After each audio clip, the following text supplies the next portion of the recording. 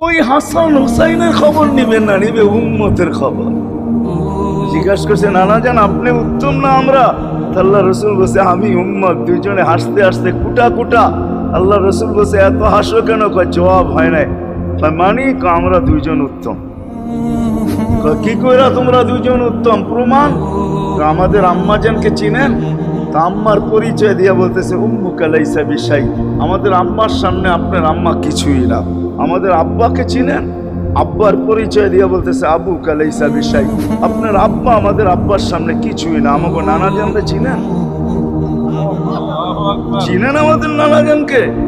আমাদের নানা জানের সামনে জাদ্দুকা লাইসা বিশাই। আপনার নানা জানের তো মানুষ নামই জানে না। অনেকে আছে এখানে আল্লাহ রসুলের নানার নাম জানে না। জানেন? জানে না। আপনার নানার নামই মানুষ জানে না। আমাকে নানা জানকে চিনেন? তো দুইজনকে উঠায়া কোলে নিয়ে চুমা খাইতেছেন আর বলতেছেন তোমরাই উত্তম। হায় হায়,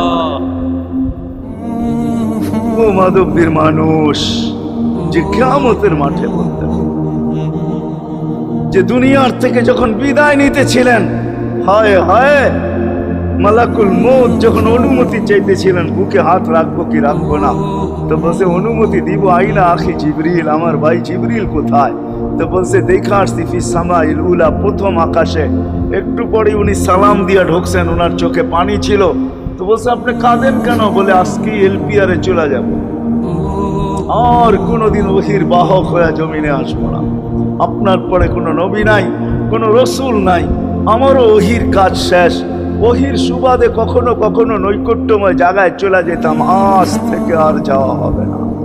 আমার চোখে পানি। দীর্ঘ ১.৫ লক্ষ নবী, ৩১৩ জন রসুলের কাছে আমি নিয়ে আসছি।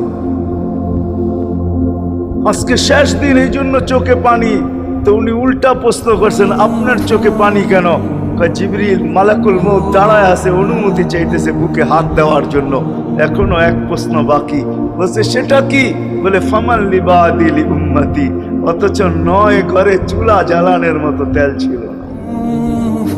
খাওয়া তো দূরের কথা, বাতি জ্বালানোর তেল ছিল না। আম্মা জান আয়েশা রাদিয়াল্লাহু তাআলা আনহা বলেন যদি তেল থাকতো তো খিদার তাড়না এতটুক ছিল, আগে তেল পান করে নিতাম। হাদিস উঠায় দেখেন, লেখা আছে ৯ ঘর ছিল, ৯ ঘর।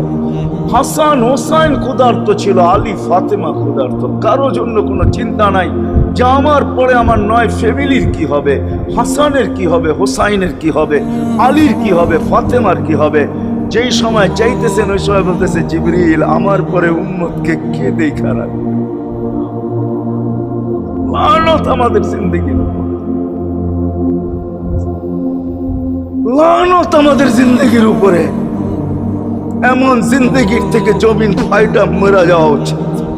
আমি তো মাঝে মাঝে বলি আমাদের জমিনটা উল্টায় যাওয়া উচিত, যে মৃত্যু সময় বলতেছে আমার উম্মতকে কে দেখা রাখবে। জিবরিল ছুটা গেছেন, ছুটা আসছেন, আল্লাহ জবাব পাঠাইছেন লা আতরুকু উম্মাতাকা ফারদা ওয়ালা ওয়াহদা। বন্ধু চলে আসেন, আপনার উম্মতকে আমি দেখা রাখবো, আমি দেখা রাখবো।